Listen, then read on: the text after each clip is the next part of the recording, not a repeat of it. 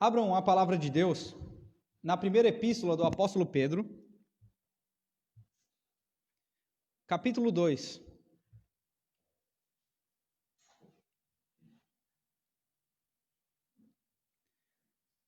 Primeira epístola do apóstolo Pedro, capítulo 2. Eu lerei do primeiro versículo ao terceiro. Primeira epístola do apóstolo Pedro, capítulo 2, do primeiro versículo ao terceiro. Diz assim a palavra de Deus: Despojando-vos, portanto, de toda maldade e dolo, de hipocrisias e invejas, e de toda sorte de maledicências, desejai ardentemente, como crianças recém-nascidas, o genuíno leite espiritual, para que por ele vos seja dado crescimento para a salvação, se é que já tendes a experiência de que o Senhor é bondoso. Oremos mais uma vez. Pai, essa é a tua palavra. Habilita-nos com o teu Santo Espírito. Ilumina-nos para que a compreendamos e assim vivamos por ela. Dá-nos da tua graça, Senhor. Em nome de Cristo que nós oramos. Amém. Crescimento é o tema de muitas palestras por aí. É a preocupação de muita gente. Como crescer nos negócios, crescer na vida afetiva. Muitas palestras acabam compreendendo este assunto. E é uma preocupação de todos nós. Nós nos preocupamos quando as crianças não crescem. É algo anormal uma criança não crescer. Uma planta, quando nós plantamos, regamos, cuidamos dela, esperamos dela crescimento. Pode não parecer o meu estado físico, mas eu era atleta. Se você pensou alguma coisa pejorativa, fique no seu pensamento, por favor, não peque contra mim. Mas eu era atleta, e eu me preocupava muito com o crescimento muscular, porque eu era franzino. Então eu buscava alguns profissionais da área, médicos, nutricionistas, e a receita era sempre a mesma. Você tem que se alimentar bem, tem que treinar e descanso. Você deve deixar de comer besteira e ter descanso. Eram basicamente 3 coisas. Deixar algumas coisas, praticar outras e descanso. Mas é interessante, quando se fala de crescimento, no meio eclesiástico ou na igreja, muitos já vão passar direto para os números. E a palavra de Deus traz-nos a exortação de que crescimento primeiro, que nós devemos nos preocupar é o espiritual, tanto individual como coletivamente. E aqui está uma passagem da Epístola de Pedro, que aponta para nós a necessidade do crescimento.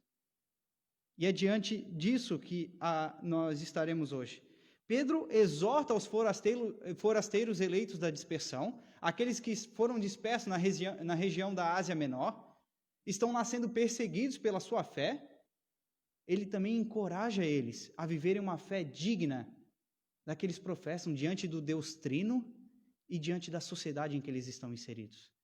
É nesse contexto que ele traz a necessidade desse crescimento.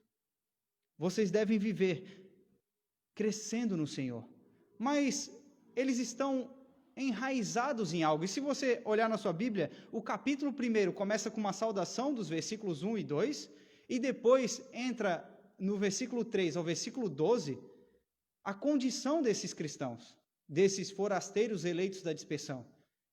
Aqueles que têm a esperança na salvação. Logo após, já dentro do nosso contexto principal aqui, está a exortação à santidade. Versículos 13 a 21, Pedro vai falar para eles: vocês são filhos da obediência.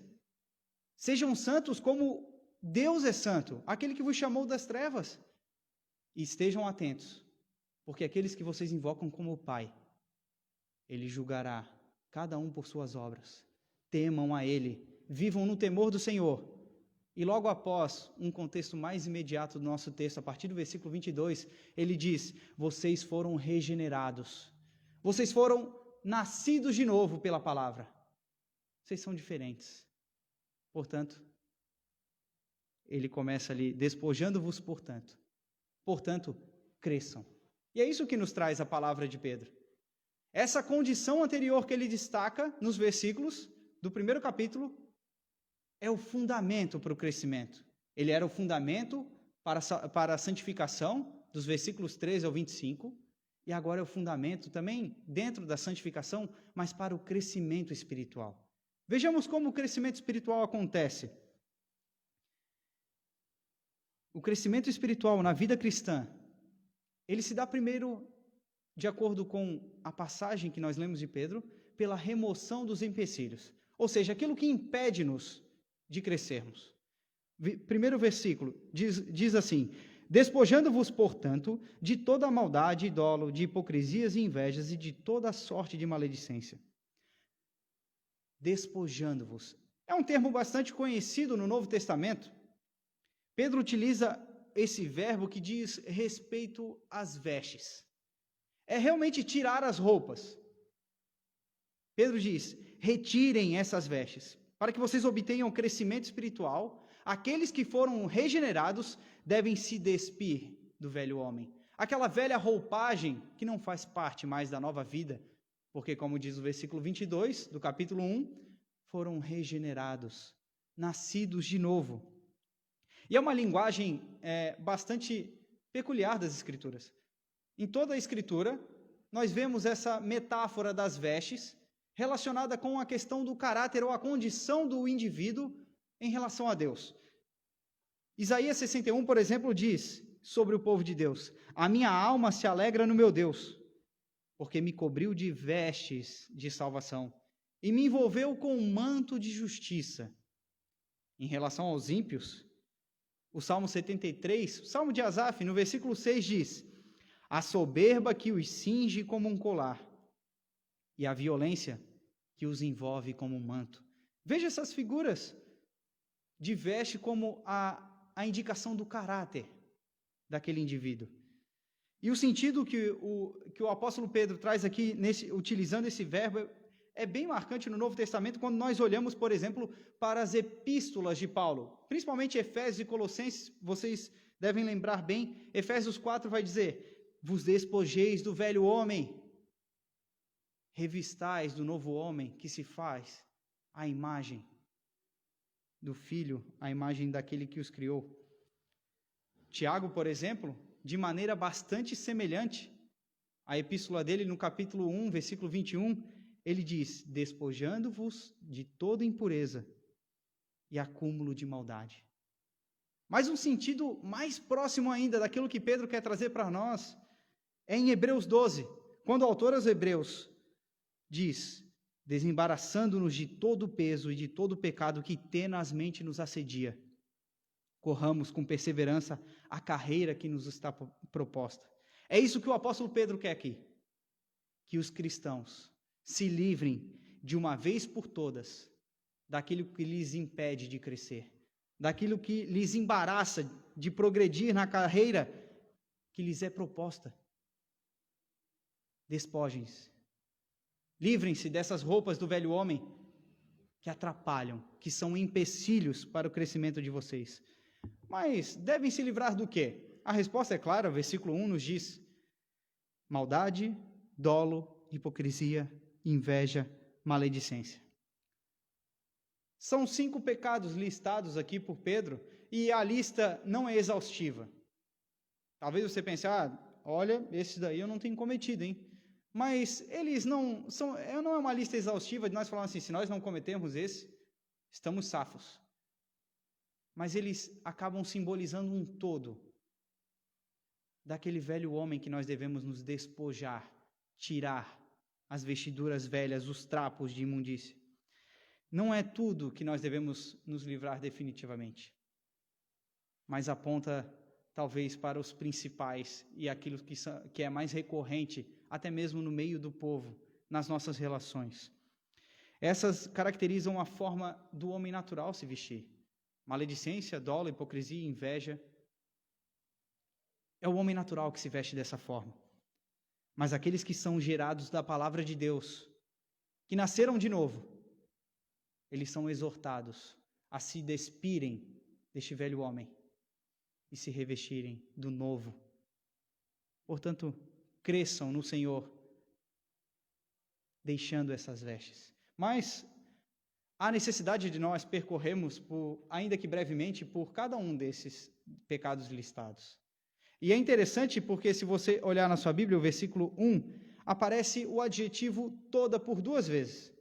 E no texto grego, ali aparece 3 vezes, e a relação de estrutura gramatical aponta que o todo está alicerçado a cada um dos 5, a cada uma das 5 ações aqui dos pecados. Ou seja, não há nenhuma maleabilidade. Não há exceções que podem ser deixadas de lado.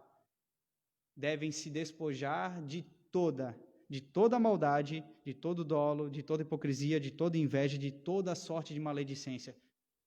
A exortação é bastante forte do apóstolo Pedro para a igreja, para nós. Despojem-se disso. Mas vejamos, como eu disse, cada uma delas. Primeiro delas, maldade. É bastante contraditório quando nós lemos os versículos 22 a 25, dizendo que aqueles que foram regenerados, purificado a alma por obediência à verdade, tendo em vista o amor fraternal, que eles tenham maldade. É contraditório. Maldade aqui traz o sentido de perversidade mesmo, de causar propositalmente mal, dor ou sofrimento ao outro. Onde há maldade, não há amor fraternal. Essa é a exortação do apóstolo. É uma contradição muito clara entre a condição do cristão e a ação da maldade. Ela deve ser deixada de lado. Dolo tem a ver com engano. É uma palavra bastante conhecida do meio jurídico, mas aqui ela tem um sentido um pouco diferente na língua grega. Ela assume a aparência de verdade para enganar. Dolo traz esse sentido, defraudar, falsificar.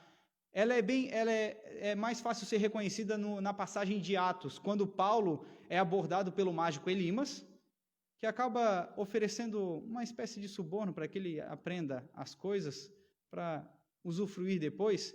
Então, Paulo caracteriza Elimas, de acordo com o registro de Lucas, da seguinte forma: ó filho do diabo, cheio de todo engano. Veja a seriedade daquilo que o apóstolo Pedro está exortando a igreja. É a mesma palavra. Ó filho do diabo, cheio de todo dolo. Por isso que o apóstolo Pedro diz, despojem-se disso. Não usem mais essas vestes de maldade e dolo, engano. Isso é característica dos filhos do diabo, conforme o apóstolo Paulo caracterizou Elimas. Hipocrisia. A pessoa hipócrita é aquela que finge ser o que não é. Também um outro conceito bastante comum nas Escrituras, principalmente da relação de Jesus com os fariseus. Jesus, descrevendo os fariseus como hipócritas, comparou-os como sepulcros caiados. Aqueles que eram revestidos de cal e brancos por fora, mas podres por dentro. Belos por fora, mas cheios de imundícia por dentro. A exortação, meus irmãos, quanto à hipocrisia, é aquilo que nós devemos professar e também agir da mesma forma. Mas ela também não é uma licença. Muitas vezes as pessoas entendem de forma errônea e acabam achando que a exortação quanto à hipocrisia é uma liberdade ou um aval para ser o super sincero. Já viu o super sincero? Eu não sou hipócrita, eu falo o que eu quero. Eu falo o que eu penso mesmo. Eu não ajo com hipocrisia. Lembremos que a língua dos sábios é medicina, como diz Provérbios. E que toda a verdade deve ser dita em amor, como diz Paulo aos Efésios. A exortação à hipocrisia não é uma liberdade para você ser um super sincero, mas para que você viva de maneira digna com a fé que você professa, ainda que haja tropeços nesse caminho. Dispam-se também da hipocrisia. É isso que o apóstolo Pedro acaba exortando-nos. Inveja. Inveja nós não temos. Isso não faz parte do povo de Deus. O apóstolo Pedro exorta quanto a este pecado. A inveja expressa o desejo de ter aquilo que não lhe pertence. Na verdade, é a demonstração mais visível do desagrado por não ter aquilo que o outro possui ou por não estar na posição que o outro está. A inveja, antes de tudo, um descontentamento com a vontade do próprio Deus. É como se você dissesse a ele: eu merecia e o Senhor não me deu. Eu deveria ser o proprietário e o Senhor deu a outro. Eu deveria ocupar aquele cargo e não fulano. Eu merecia e o Senhor está errado. Antes de tudo, a inveja é uma clara declaração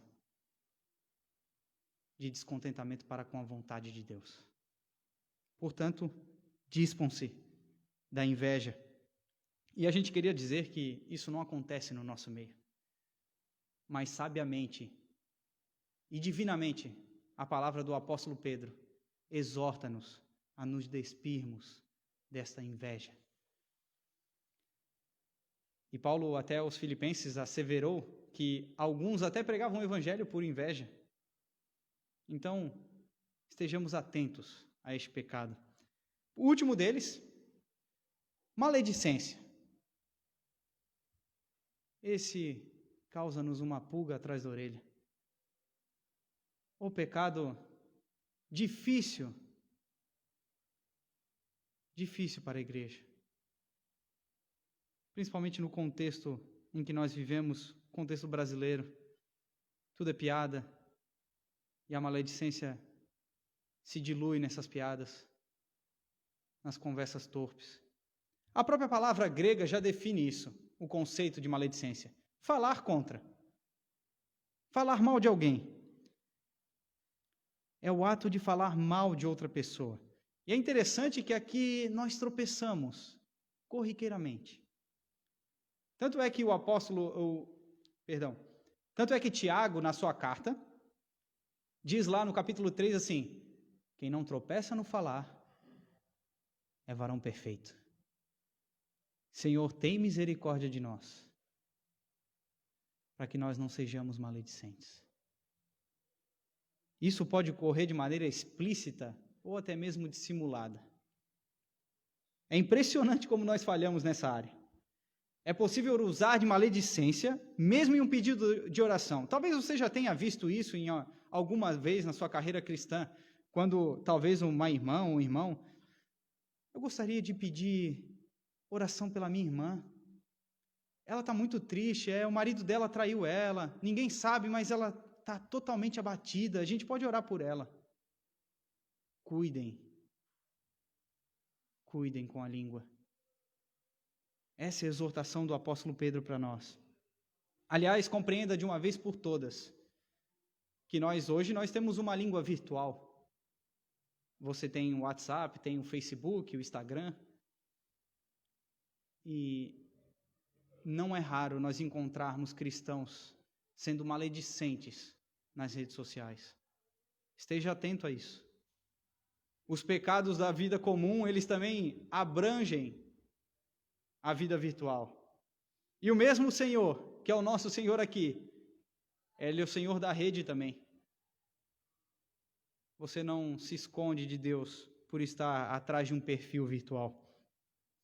Essas 5 atitudes listadas por Pedro, 5 pecados, eles são diametralmente opostos às condições que caracterizam um regenerado pela palavra, que tem em vista aquele amor fraternal que o apóstolo Pedro disse. Por isso ele exorta não apenas a administrarem a situação. Pedro não diz: levem do jeito que dá, vão tentando se livrar disso. Não, despojem-se desses pecados. Livrem-se disso de uma vez por todas, é remoção completa. É uma necessidade. Arrancar do corpo essa roupa suja, ainda que haja pequenos resquícios dela que nos atrapalhem, que nos impeçam. O crescimento espiritual requer essa remoção, o abandono daquilo que lhe é de empecilho. A busca por se despir das velhas práticas, meus irmãos, ela é a principal evidência. Ela é a evidência mais segura que um indivíduo pode ter de que ele nasceu de novo. Obviamente que ela não está sozinha. Ela está alicerçada a outra ação que nós veremos adiante. Mas a busca por se despir do velho homem é uma evidência segura de que você nasceu de novo. É impressionante nos nossos dias como nós temos os professos cristãos, mas que não se despem do velho homem. Eles cantam, eu venho como estou, mas também cantam, eu ficarei como estou.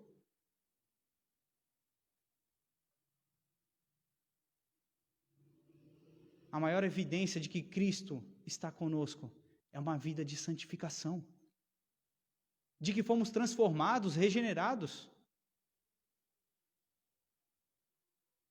E é impressionante como a cultura evangélica no nosso país e no mundo afora tem sido permissiva. O pecado é presente em nossa vida. E ele tenazmente nos assedia, como disse o autor aos Hebreus, a passagem que eu li. Porém, isso não é motivo de comodidade ou relaxamento para nós.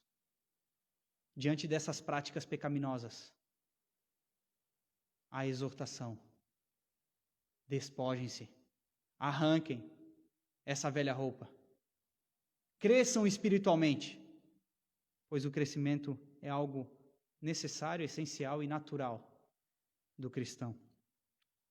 As práticas que impedem o nosso crescimento foram listadas por Pedro. E ele impede o crescimento, elas impedem o crescimento não somente individual, mas coletivamente. Quando essas práticas assolam a igreja de Cristo, há um impedimento da igreja de crescer.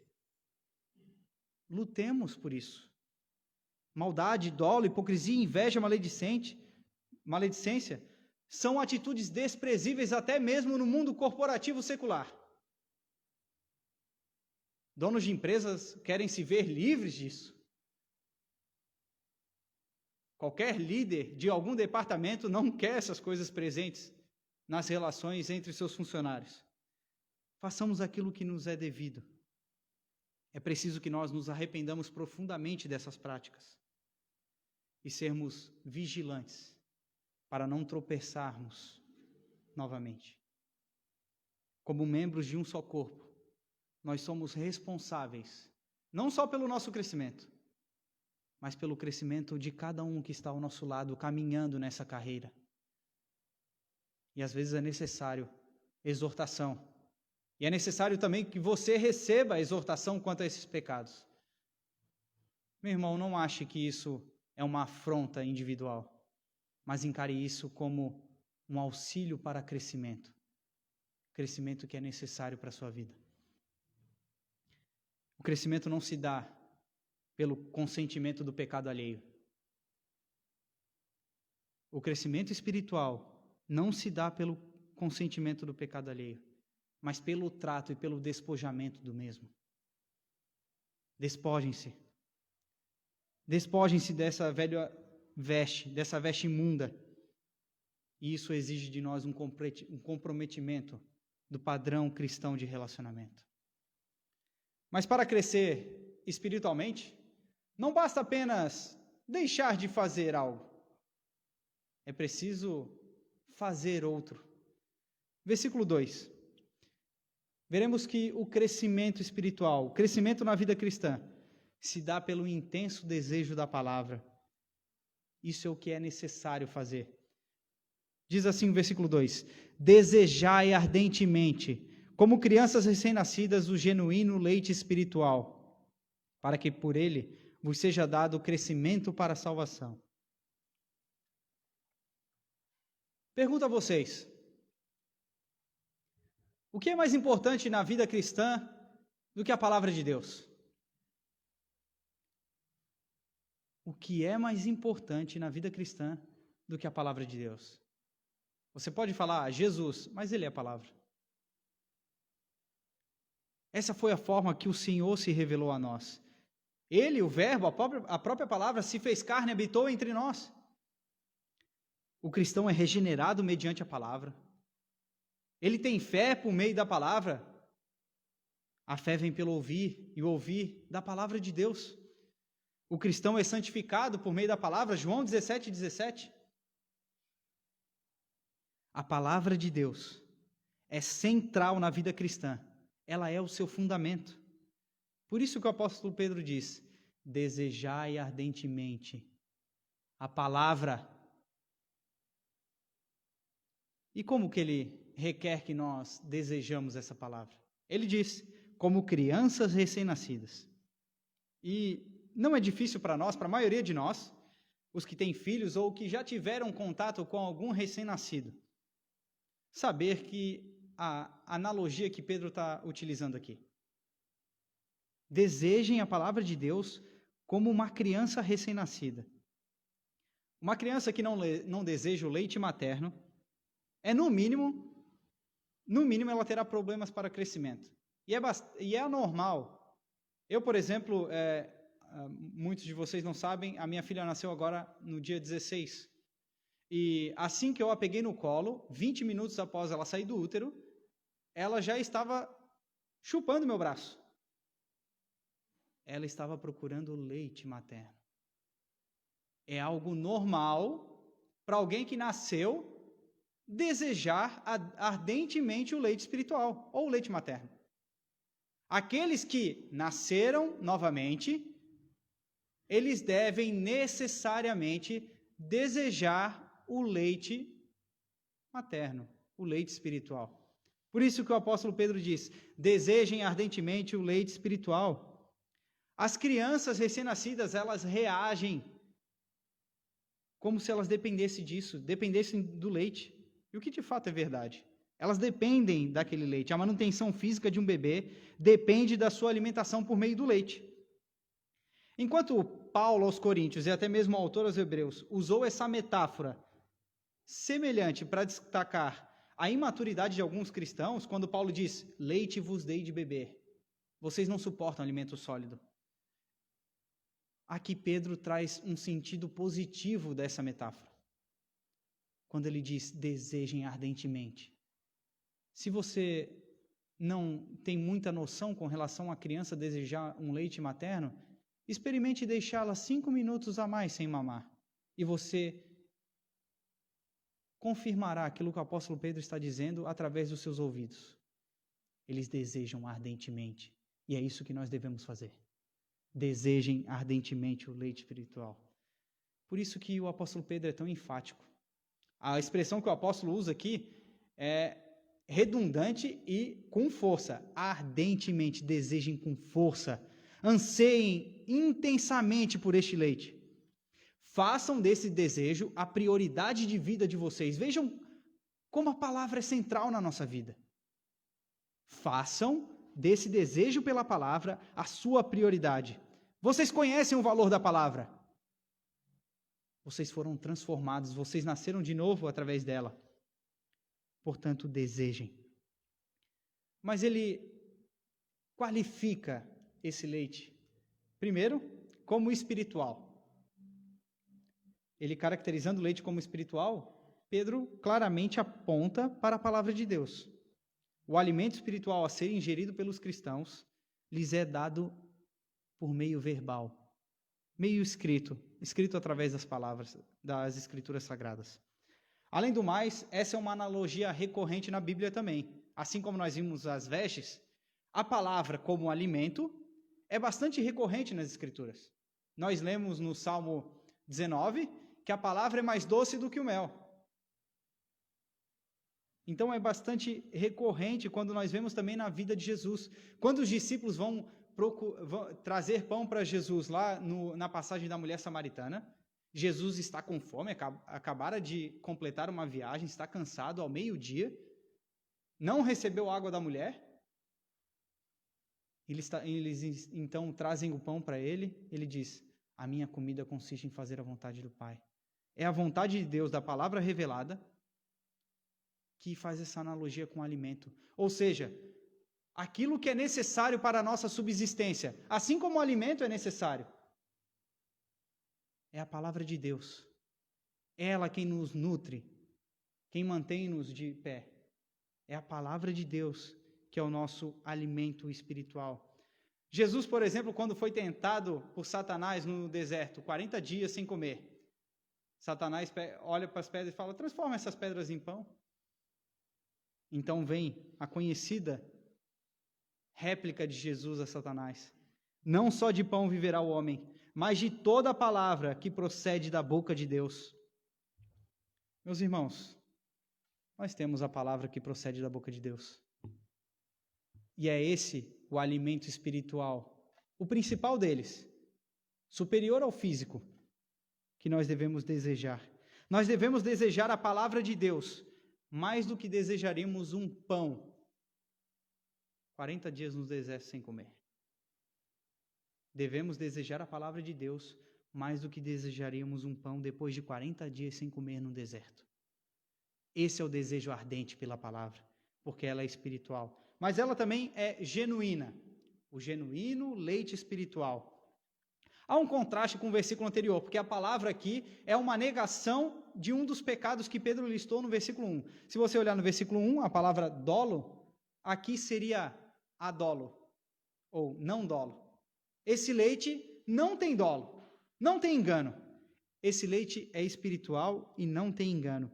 Enquanto se deve lançar fora o dolo, se deve desejar o leite sem dolo, sem engano. Isto é, o cristão tem que ter como prioridade o desejo ardente pela palavra pura, sem mistura, sem erros, sem heresias. Infelizmente, nós temos visto nos nossos dias uma oferta da palavra de Deus bastante diluída, em que as verdades bíblicas são flexibilizadas para se adequar aos gostos.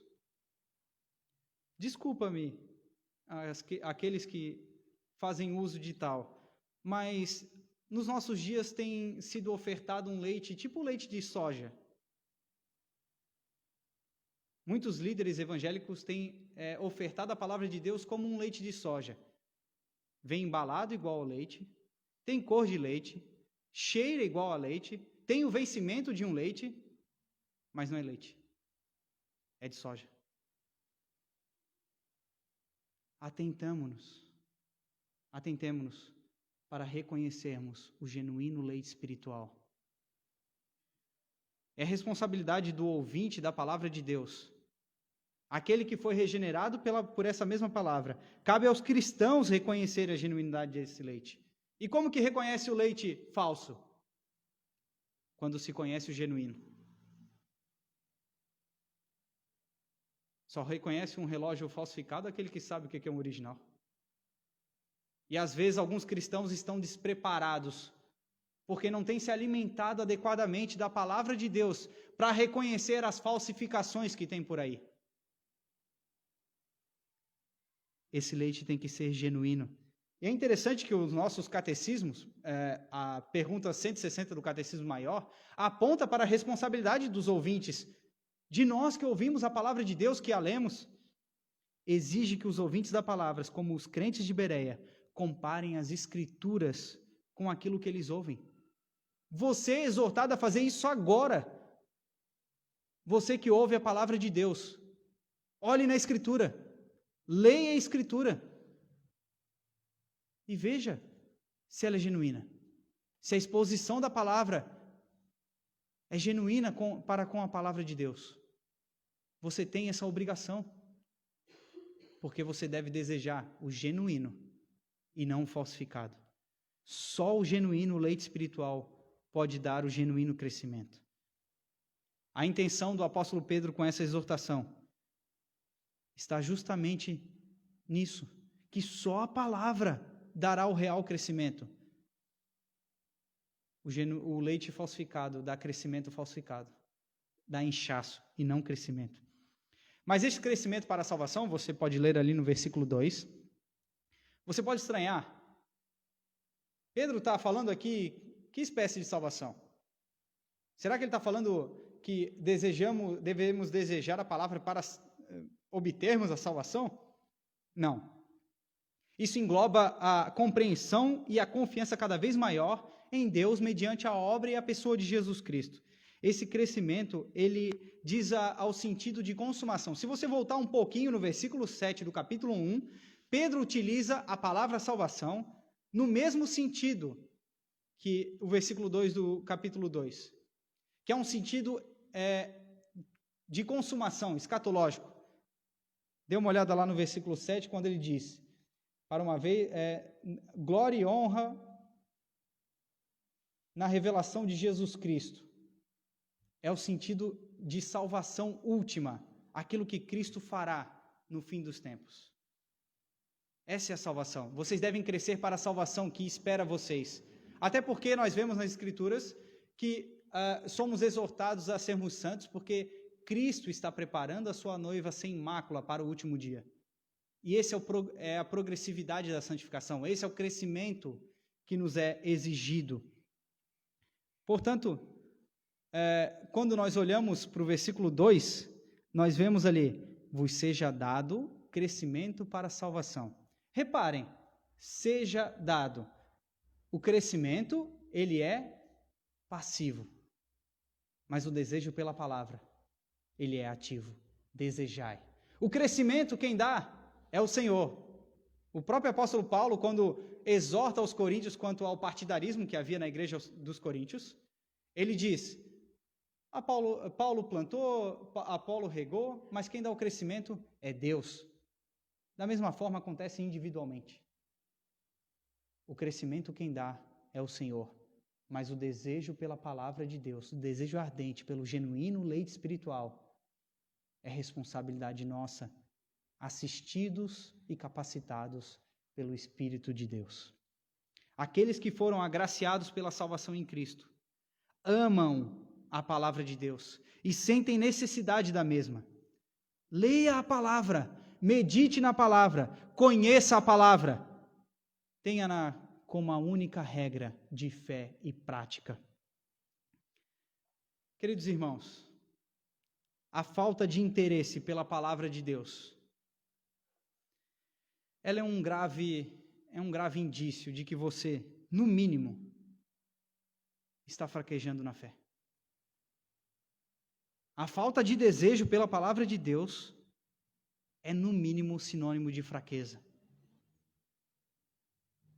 Qual é o lugar da palavra de Deus na sua vida? O quanto você a deseja? Qual é a sua necessidade dela? O quanto você tem se alimentado da palavra de Deus? Se essa palavra de Deus, se ela não tem um lugar central na sua vida, este é um alerta para você. Mas você pode conjecturar aí.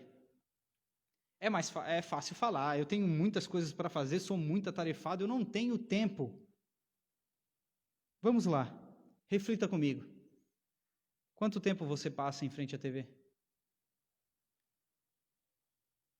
Quanto tempo a sua nuca fica enrijecida, olhando para baixo com um smartphone na mão? Quanto tempo o seu dedo rola no feed de notícias do Facebook? E você tem isso de maneira bem objetiva, porque muitos celulares agora apontam quanto você usa de cada aplicativo. Nós temos tempo. É porque nós somos negligentes.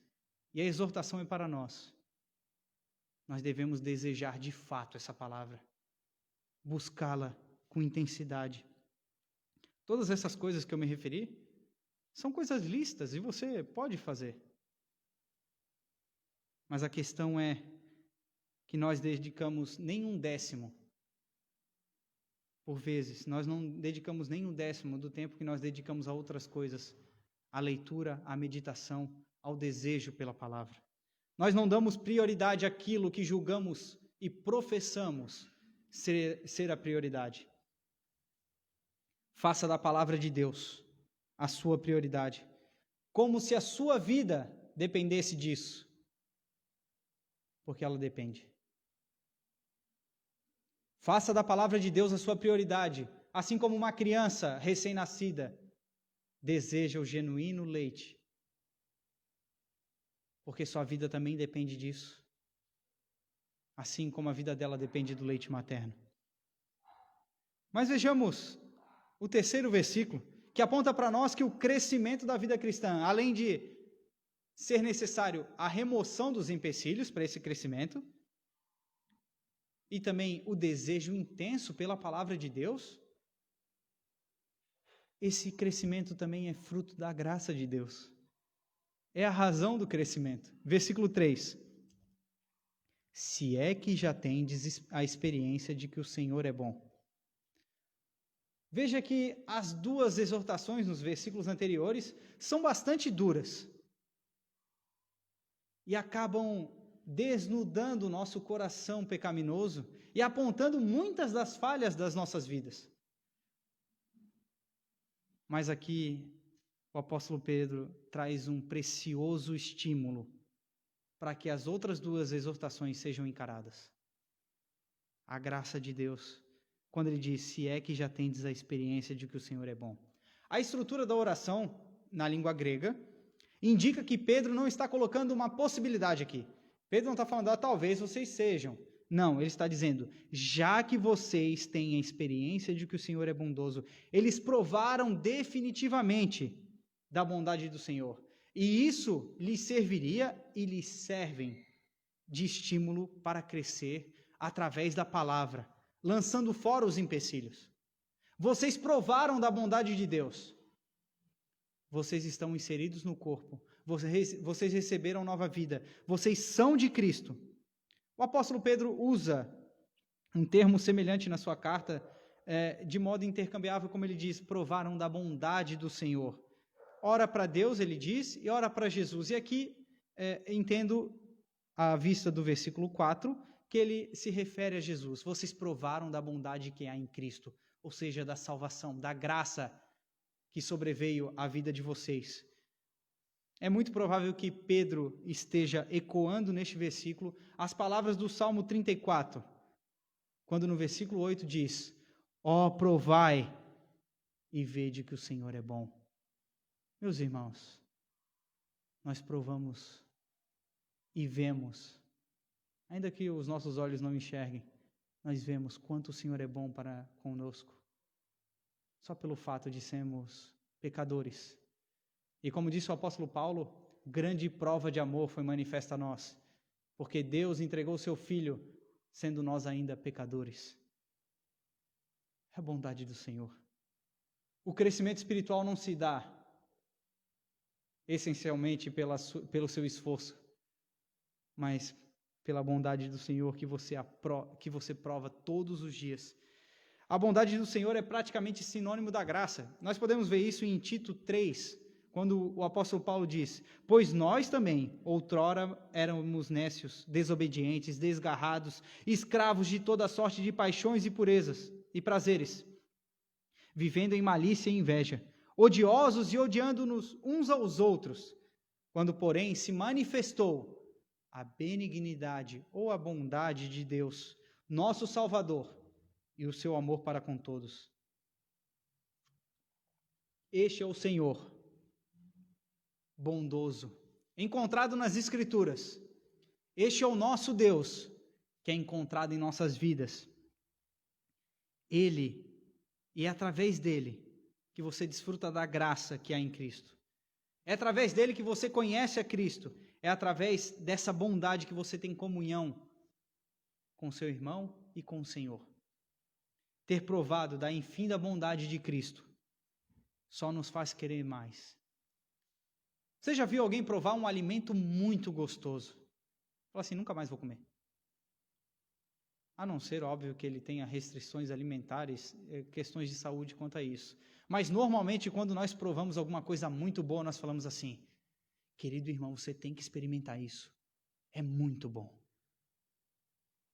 Quando nós experimentamos da grandiosa, magnífica, excelente bondade do Senhor, nós a desejamos mais e mais e mais.